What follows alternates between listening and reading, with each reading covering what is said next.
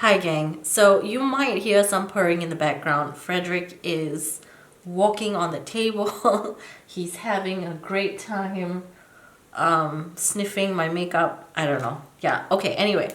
So in this video, I'm going to be trying some new makeup items. I ordered some of these products from Beauty Bay, and because of... Okay, Frederick has just decided to sit on my brushes.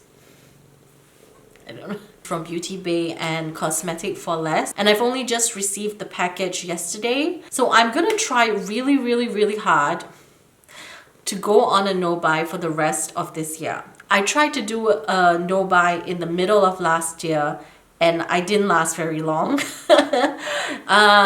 So yeah, let's see how this goes again. One of these items is a sample which I have been interested to try. So this is the Art Deco Wonder Skin Primer. I haven't tried this before. I'm gonna try it today.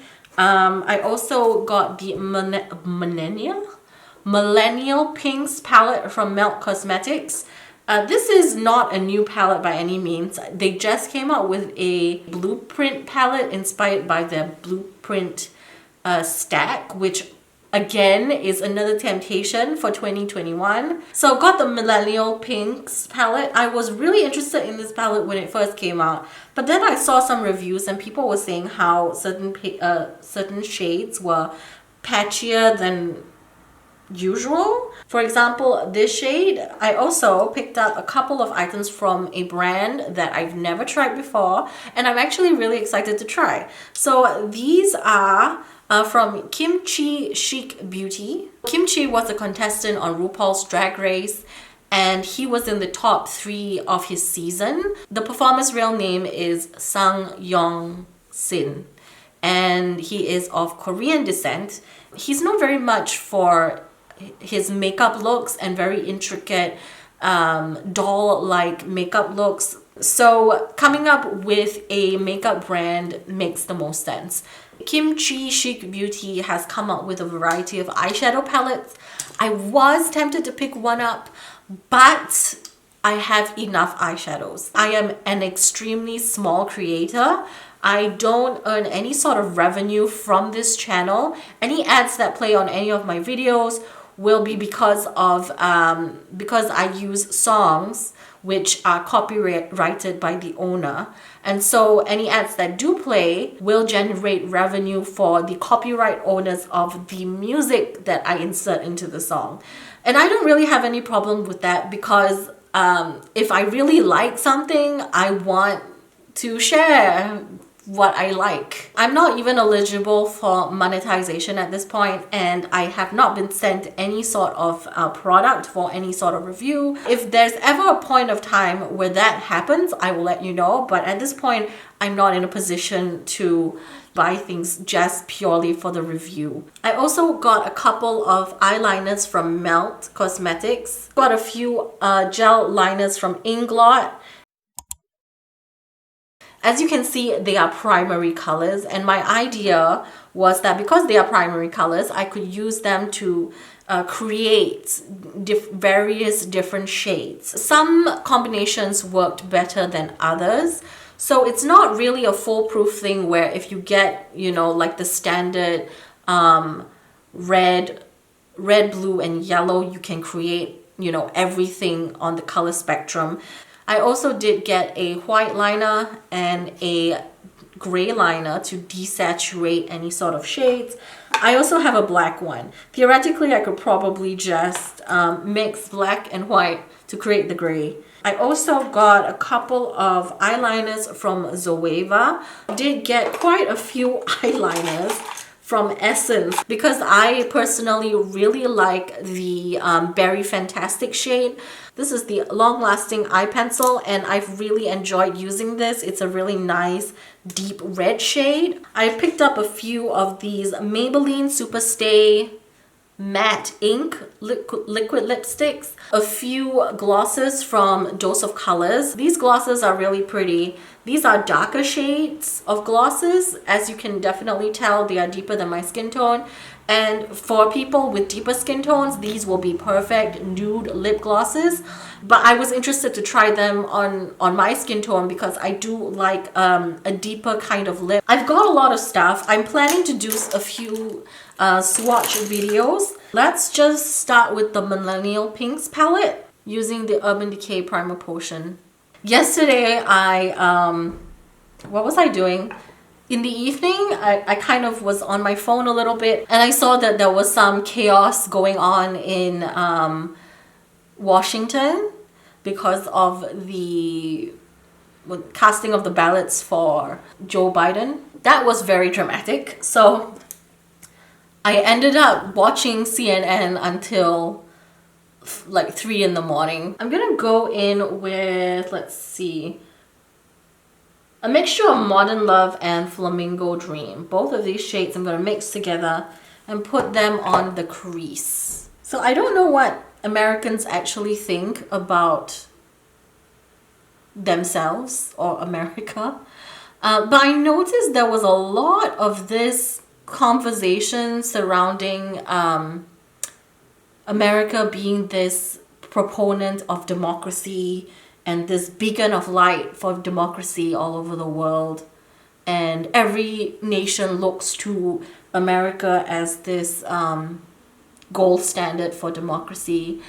It will take a while, maybe quite a long while, before America's reputation as a beacon of democracy, as the shining city on the hill, is restored. I've never been to America, and I can only say from my opinion, I don't really see America as, like, I don't associate America as this beacon of democracy. That's not how I've seen them. That's what they like to say. That's kind of what the news outlets like to put out. Obviously, I'm just one person. My background is I come from Singapore. I am currently now living in Germany. I've seen America more as a champion of capitalism, not necessarily democracy. I just find it really unsettling that news channels consistently kind of try to reinforce this idea that everyone sees America as a beacon of democracy. That's not necessarily true. Maybe Americans want it to be true, or they see themselves that way. If anyone knows of a study done out there about what other people think of Americans, other countries think of Americans, I'd be interested to see if that is actually the case. I personally have not seen it that way. I've seen them as quite intrusive. And there's this whole other side where countries that have been that have had US troops in their country, they feel that America is trying to impose their way of life on them. So now I'm going in with the shade GF. To all the men and women of the United States Armed Forces now in the Middle East, the peace of a troubled world and the hopes of an oppressed people now depend on you. That trust is well placed. The enemies you confront will come to know your skill and bravery. The people you liberate will witness the honorable and decent spirit of the American military. There's a big disconnect between the way that British and American people get to hear about the death of their own loved ones in this conflict. The average Iraqi citizen is not getting that honouring. Leaked Pentagon files obtained by The Guardian contain details for the first time of more than 100,000 people killed in Iraq following the US-led invasion.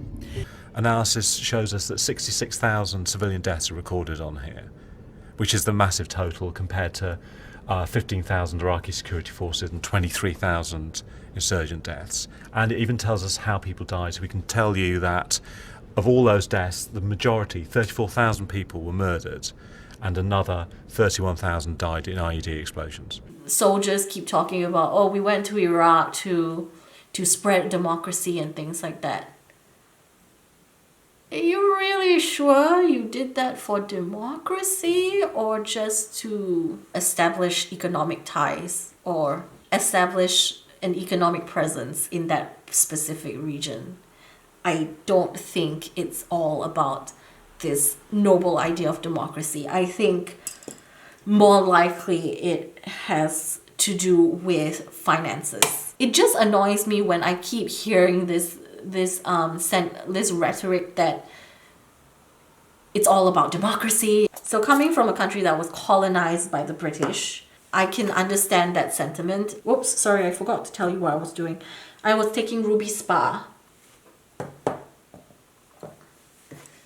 So my education, my way of life, my values, I would say are pretty in line with a lot of Western ideals, I guess. But it's not, I don't necessarily like say, oh, I thank the colonizers for colonizing us and leading us into this great way of life. And I don't think that's necessarily what people think when they have, let's say, US troops come into their country and try to intervene in their politics. I don't know. It's like if right now, let's say, Sweden decides to go to America because of the current riots and say, you know what, let's handle this for you. I'm using pink leather right now. So I don't know what you guys think. Let me know what you guys think, because I think we can have a really interesting conversation, since people that watch my videos come from various places in Europe, from the US, from the UK. So let me know your thoughts. What do you think? I also recall when I was watching some of the Congress people like make their speeches after the whole riot situation was taken care of. I think there was some like Iraq veterans in Congress, and they were speaking with this great pride about America. I don't know. I don't know how to feel about it. It's very interesting the way that they see themselves, you know? And I think Martin also had the same reaction of being very bemused when the news anchors were kind of saying how the world looks to America as this champion of democracy. And he's German. He's German born. He is Caucasian. And I am from Singapore. I am of Chinese and Javanese descent. So we come from very different backgrounds. But, you know, I don't think our bemusement at these statements are out of nowhere. Deep sea. So I've just applied the Art Deco Wonder Skin primer sample on my face.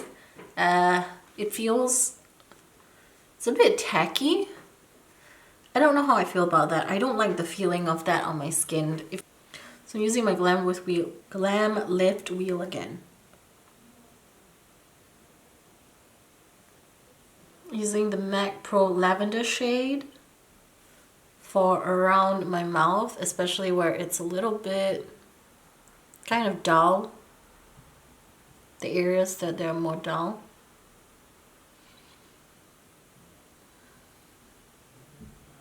And understand the president is he can no longer do the kind of damage and danger. A quick break here, because ahead we have Joe Biden as well as Nancy Pelosi, who may speak to some of these issues. Go inside the inventive minds.